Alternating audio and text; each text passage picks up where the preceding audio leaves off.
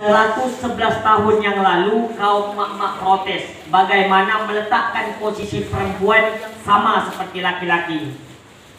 Bergantian waktu pada tahun 1975 oleh PBB akhirnya diresmikanlah bahwa peringatan Hari Perempuan Internasional dicetus pada tanggal 8 Maret 1975 awalnya itu.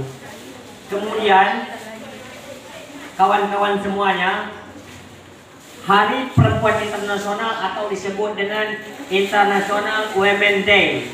Pernah ya? Dengar ya? IWD ya. Apa esensi secara hukum yang kita pahami di balik peringatan Hari Wanita Internasional? Nah, beberapa bulan belakangan ini kita melihat ada informasi yang berkecamuk di kampus Undri terkait pelecehan yang dilakukan oleh dosen. Beberapa bulan yang lalu juga berkecamuk di Universitas Daerah Jawa Timur terkait tentang pelecehan.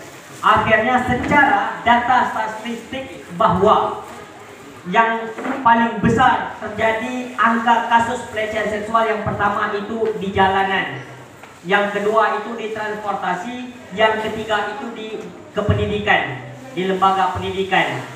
Ini survei ya, yang sisanya itu di lain-lain.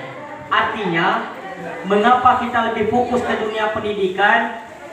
Beberapa belakangan ini kita melihat di daerah Meranti, mungkin kemarin kita juga mendampingi ada persoalan penangkapan yang ada di Happy Hotel ya, tersandung anak-anak di bawah umur.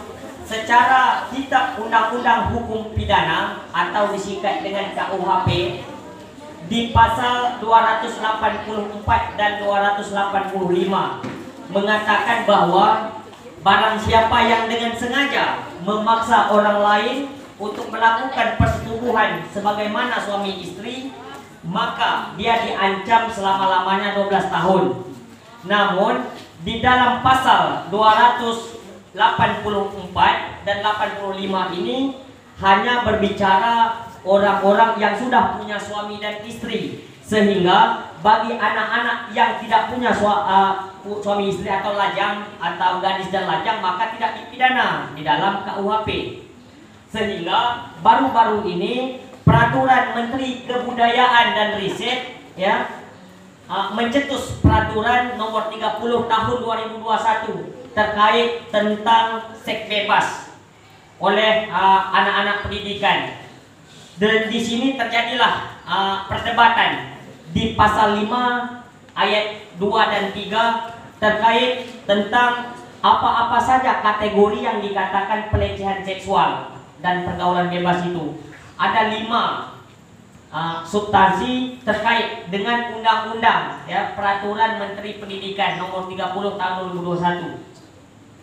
Bahwasanya hal ini diprotes oleh beberapa kalangan, termasuk itu daerah MUI. Orang MUI sendiri protes. Di situ mengatakan terkait bentuk daripada apabila ada suka sama suka itu tidak terkategori bahwa pelecehan seksual.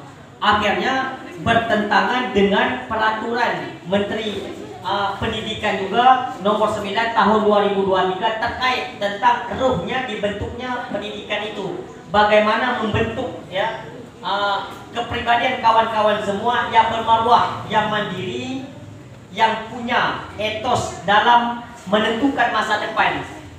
Benturan undang-undang inilah yang mau kita bahaskan di hari ini, yaitu bagaimana secara undang-undang menyikapi pelecehan seksual yang dilakukan oleh om-om, kawan-kawan, dan laki-laki maupun yang lainnya terhadap kawan-kawan semuanya, dan apa langkah hukum yang kawan-kawan tempuh.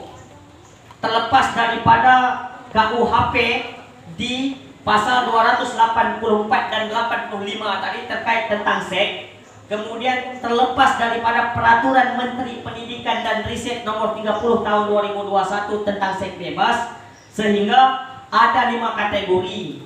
Kategori pertama, mungkin kawan-kawan merasa bahwa ada om-om